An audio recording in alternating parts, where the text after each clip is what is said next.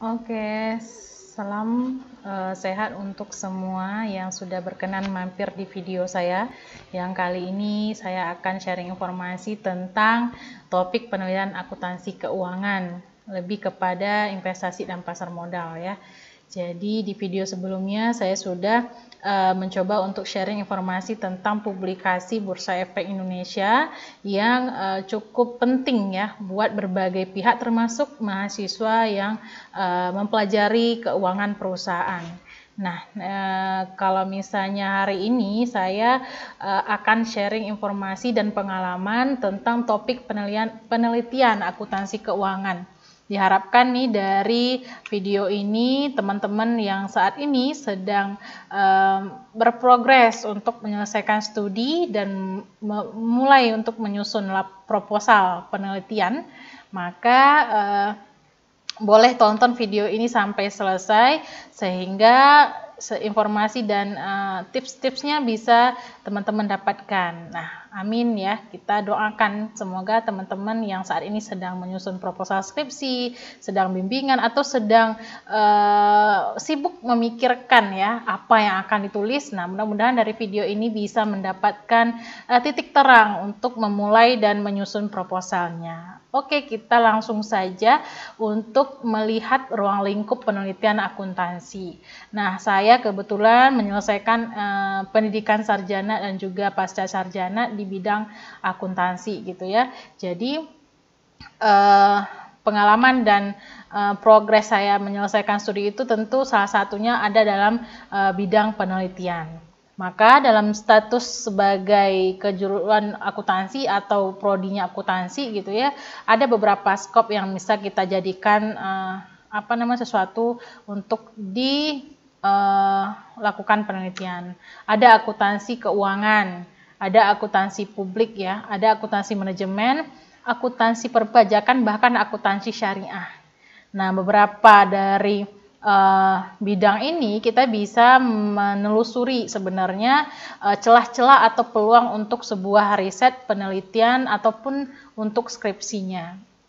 Nah, di bidang akuntansi keuangan kita berbicara tentang keuangan perusahaan ya. Berarti ada analisis laporan keuangan, ada analisis rasio keuangan, ada mungkin analisis lainnya yang menggunakan data-data keuangan untuk kepentingan perusahaan ataupun kepentingan investor dan lain sebagainya. Kalau akuntansi publik ya berarti berbicara tentang bagaimana penerapan akuntansi pada perusahaan-perusahaan instansi yang sifatnya layanan publik atau non-profit biasanya. Kemudian akuntansi manajemen, perpajakan, dan khusus untuk akuntansi syariah juga menjadi sebuah ladang penelitian yang diharapkan semakin dinamis di masa mendatang. Karena memang akhir-akhir ini ya topik akuntansi syariah sangat menarik untuk dilakukan penelitian dan pengembangan dari sisi berbagai kepentingan gitu ya. Nah, pertanyaannya sekarang adalah ya, saya pernah atau seringkali ya menemui mahasiswa atau cerita dengan mahasiswa tentang kesulitan mereka dalam membuat proposal penelitian. Kebanyakan mereka merasa bingung atau tidak tahu apa yang akan diangkat sebagai permasalahan penelitian. Kemudian mereka lebih sering mencontoh atau mereplika penelitian terdahulu yang dilakukan oleh para seniornya gitu ya. Jadi dari situ saya berpikir gitu ya, mungkinkah untuk saya bisa membantu mereka? Nah, untuk itu saya terpikirlah untuk membuat video ini gitu. Jadi di dalam video ini saya berikan beberapa pengalaman dan juga saran, tips juga kepada mahasiswa yang saat ini sedang berprogres untuk itu atau baru memulai atau sedang dalam keadaan yang menulis tapi nggak selesai-selesai proposalnya. Nah, mudah-mudahan niat itu tersampaikan. Nah, jadi untuk membuat sebuah draft penelitian biasanya kan mahasiswa mulai dari bab 1, bab 2, bab 3. Nah, kalau udah selesai berarti udah jadi proposalnya. Persoalannya adalah bagaimana menulis di awal itu ya, bab 1 yang seringkali akan menjadi tolak ukur nanti untuk keberlanjutan proposal. Jadi permasalahan dan pemicu masalah seringkali nih selalu dicari-cari oleh mahasiswa gitu ya. Sementara untuk pembimbingan gitu ya, masih dalam tahap awal dengan penasihat akademiknya gitu ya. Jadi nih saya juga yang sering mengalami keluhan mahasiswa tentang bagaimana cara menulis di awal proposal, maka yang penting saya kasih tips deh gitu ya. Permasalahan dan pemicu masalah. Bagaimana cara teman-teman untuk menemukan permasalahan penelitian? Apakah melalui kesenjangan teori dan praktek, atau mengamati bagaimana perencanaan dan realisasinya, atau bahkan teman-teman mencari permasalahan penelitian dari sesuatu yang sifatnya prestasi atau positif gitu ya. Sisi positif mungkinkah itu sebuah prestasi, pencapaian yang kemudian ditelusuri. Nah, bagi saya boleh-boleh saja jika teman-teman menggunakan itu sebagai salah satu cara untuk menemukan permasalahan. Nah, bagi saya nih, kalau misalnya saya memberikan sebuah tipsnya, permasalahan itu boleh saudara dapatkan dari berbagai sumber. Jadi jangan sumbernya alam ini aja, alam pikiran masing-masing saja gitu. Carilah sumber permasalahan itu mulai dari pemberitaan. Pemberitaan sekarang udah banyak loh. Ada yang sifatnya TV, ada yang digital melalui internet dan website-website resmi yang akurat gitu ya. Jadi misalnya nih permasalahannya tentang kinerja keuangan perusahaan selama pandemik gitu ya. Jadi tentu pemberitaannya tentang pandemik dulu gitu. Bagaimana efeknya terhadap kinerja perusahaan? Bagaimana bisa gitu pandemik mempengaruhi kinerja perusahaan? Nah, boleh disusun kalimat dan paragraf di sana seperti itu. Kemudian pemicunya apa? Ya tentu pemicunya yang pertama ada sebuah dampak yang muncul atau fenomena yang menyebabkan adanya pandemi gitu, adanya sebuah urgensi untuk melakukan penelitian. Misalnya pemicu masalahnya ya, adanya pandemi itu menyebabkan social distancing-nya berlaku, kemudian transaksi terbatas, kantor juga tidak melaksanakan WFH sepenuhnya gitu. Dengan kinerja yang seperti itu, kira-kira manajemen perusahaannya terganggu nggak untuk memproduksi barang, memasarkan barang dan lain sebagainya. Nah, mungkin ada lagi faktor teknologi yang mungkin pada sebagian perusahaan justru menjadi lebih eksis sebelum adanya pandemi. Nah, gitu ya. Jadi permasalahan itu boleh didapatkan dari pemberitaan yang lebih gampang. Nah, kita tahu kalau ekonomi kita, investasi, keuangan, dan sifatnya yang makro selalu diberitakan oleh media-media digital ataupun TV. Nah, seringkali itu saya mendapatkan informasi dan berita itu dari TV gitu ya, dari channel-channel tertentu yang memang informatif, memberikan perkembangan terkini tentang Indonesia, termasuk dalam sektor keuangan, investasi, dan ekonomi. Nah, begitu ya teman-teman ya. Jadi boleh untuk mencari masalah itu jangan dalam pikiran sendiri, tapi cari di pemberitaan, cari di fenomena, cari dari fakta dan data. Nah, gitu. Kemudian apalagi paham dengan apa yang mau ditulis. Nah, saya berpengalaman ya untuk menulis proposal skripsi itu. Saya pernah berpengalaman dalam hal saya paham apa yang saya tulis. Sehingga menulisnya itu lancar, semangat, kemudian tertariknya itu lebih tinggi gitu. Dan saya juga pernah menulis sebuah proposal penelitian yang saya tidak menarik bagi saya dan tidak sesuai rasanya, tidak paham gitu dengan teori-teori ataupun dengan apa yang akan saya tulis. Sehingga apa? Macet, teman-teman.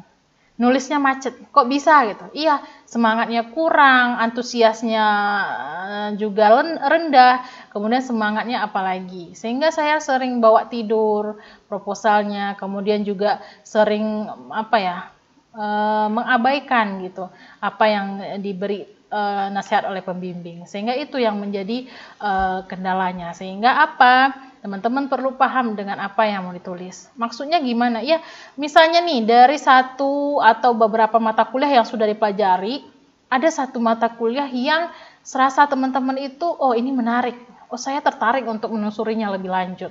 Maka dijadikan aja sih itu menjadi satu alat ukur untuk kita membuat penelitian.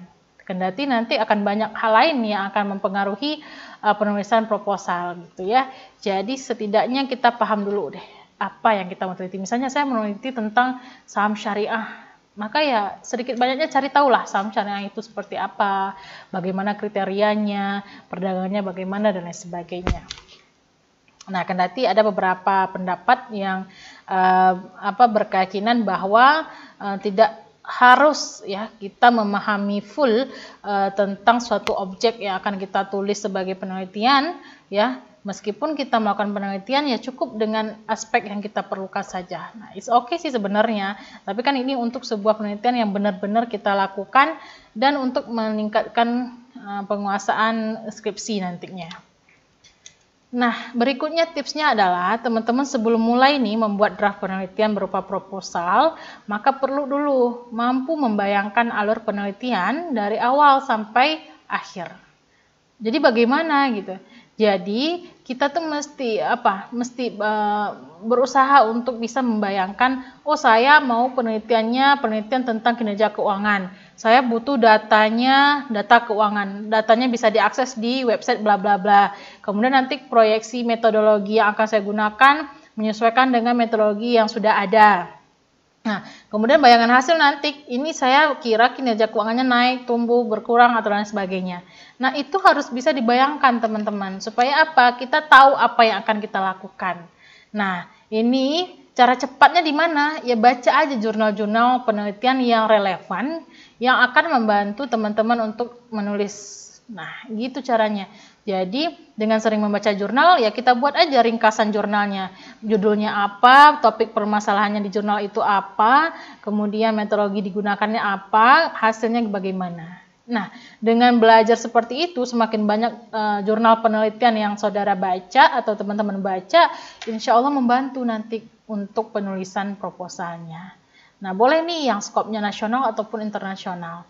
Nah, jadi ada beberapa situs itu yang menyediakan jurnal penelitiannya dalam bentuk open access gitu ya. Jadi bisa diakses secara bebas tanpa harus sign in atau menjadi member di situs tersebut ya. Kemudian juga tanpa ada pembayaran untuk setiap jurnal yang di-download atau yang dibaca gitu. Gitu ya teman-teman ya. Jadi ini mungkin menjadi tips buat teman-teman yang masih bingung. Nah, kemudian ya cakap dalam mencari berbagai data. Yang namanya penelitian, teman-teman pasti ada aturan ilmiahnya, harus berdasarkan data ya. Kamu atau teman-teman yang saat ini sedang mau mencari data keuangan, itu saya bisa beri informasi lebih terkait dengan data yang sifatnya keuangan. Gitu ya, jadi harus aktif mencari data supaya kita penulisannya atau draft proposalnya kuat untuk diajukan dan diterima oleh jurusan dan mendapatkan pembimbing. Gitu. Nah, berikutnya ya topik penelitian akuntansi keuangan investasi dan pasar modal. Ini saya beberapa aja kutip, barangkali bisa dikembangkan dengan berbagai jurnal penelitian yang relevan gitu ya, atau artikel ilmiah yang bisa mendukung untuk dikembangkan dalam penulisan penelitian teman-teman sendiri. Nah, yang pertama itu analisis kinerja perusahaan, tapi objeknya berdasarkan klasifikasi industri yang diterbitkan BI. Nah, jadi ini ilmu baru nih teman-teman ya, informasi baru dari Bursa Efek bahwa ternyata ya, kalau dulu saya zamannya 2012 itu ya, atau sebelumnya seringkali mendengar klasifikasi perusahaan hanya ada 3. Zaman saya dulu. Ada perusahaan jasa, dagang, dan manufaktur.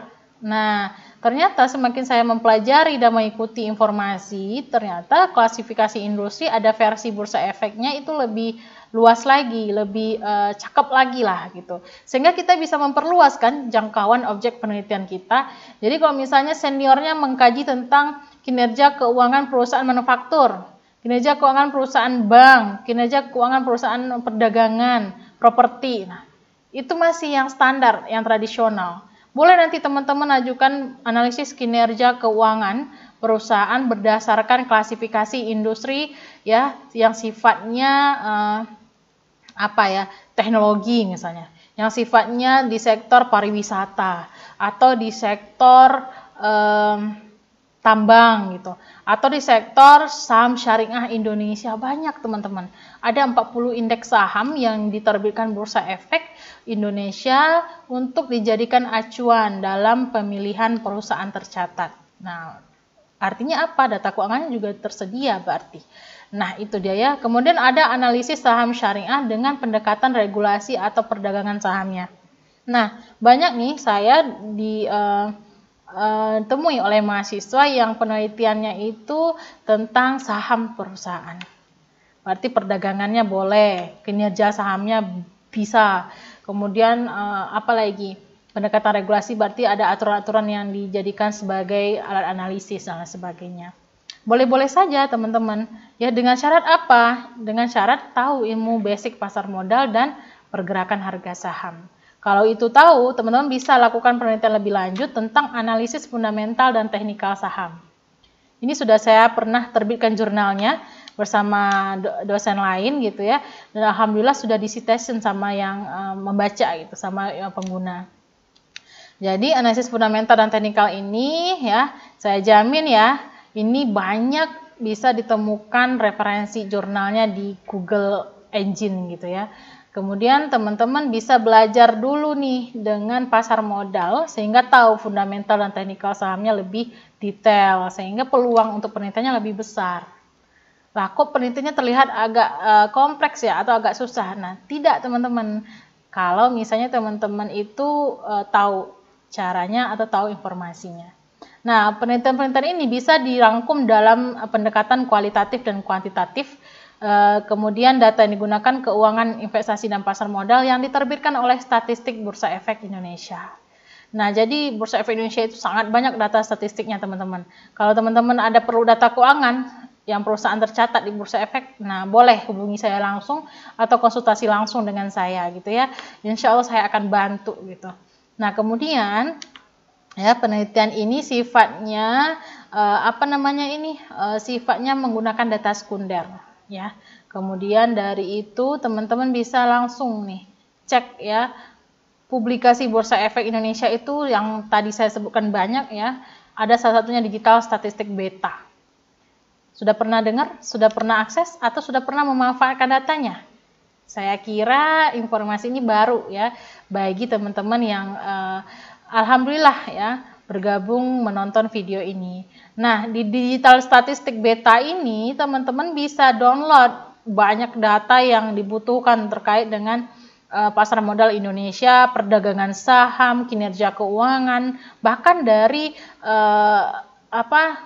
statistik lainnya gitu ya.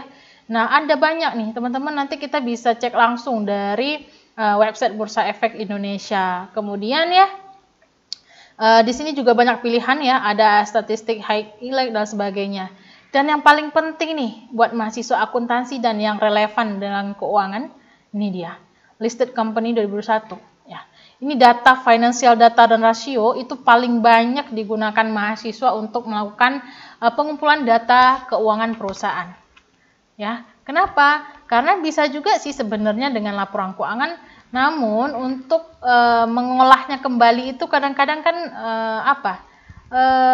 perlu waktu gitu ya. Sementara Bursa Efek Indonesia sudah menyediakan data-data olahan dari laporan keuangan perusahaan tercatat untuk dipublikasikan kembali ke pelaku pasar atau ke berbagai pihak dengan kepentingan-kepentingan masing-masing.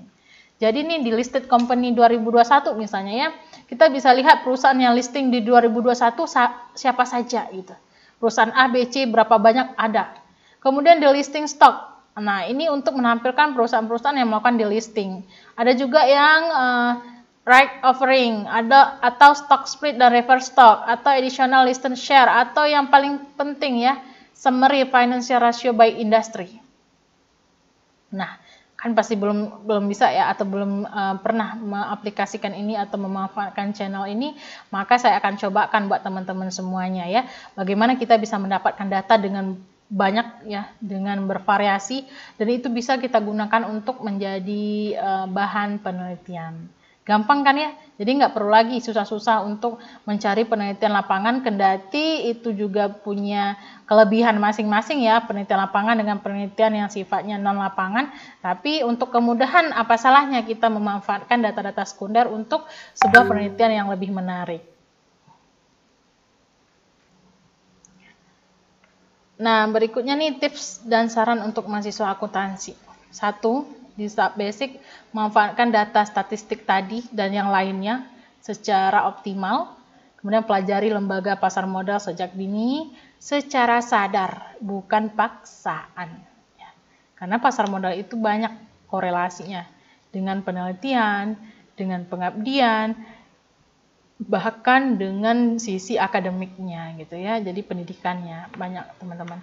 Saya pikir saya sudah 5 tahun ini ya belajar pasar modal dan masuk industri pasar modal. Saya berpikir oh ternyata dari dulu itu saya nggak tahu loh statistik bursa seperti apa, kemudian dan lain sebagainya itu lengkap di Bursa Efek, saya nggak tahu.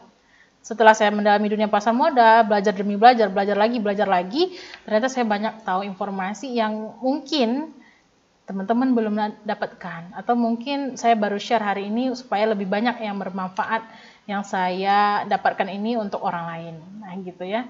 Jadi untuk mahasiswa akuntansi nih khususnya, ataupun untuk mahasiswa lain yang concernnya di bidang keuangan juga ya, boleh untuk rajin lagi atau perbanyak lagi membaca jurnal nasional dan internasional.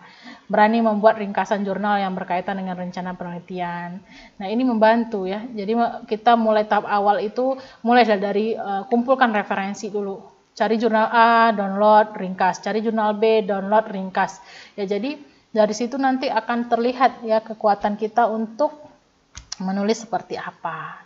Kemudian di tahap advance-nya ya, teman-teman boleh lakukan progres atau sebuah proses untuk menulis dan menyelesaikan proposal sampai tahap pengumpulan data penelitian, penyusunan administrasinya, dan menyelesaikan sidangnya. Nah, pada akhirnya kita akan mencari sebuah penelitian, akan menyusun sebuah proposal yang sampai penelitian dan laporannya selesai. Jadi, ya, tidak akan ada gunanya sebuah penelitian sebagus apapun jika tidak diselesaikan. Tapi jika penelitian itu sudah diselesaikan dengan baik, meskipun dia termasuk penelitian yang cukup sederhana, itu juga akan ada manfaatnya. Sehingga ya tips terakhir itu adalah ya perbanyak sholawat dan doa. Ya, kenapa? Karena ya ngatur kita semua ini Allah gitu ya. Sholawat akan membantu kita untuk lebih enjoy, menikmati setiap progres dari apa yang sudah kita jalankan. Nah itu saja dari saya, semoga bermanfaat ya.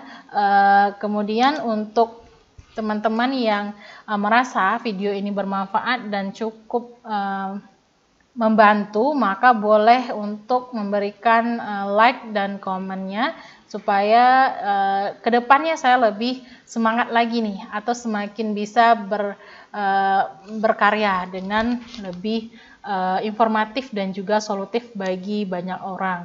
Terima kasih, sampai jumpa di video berikutnya.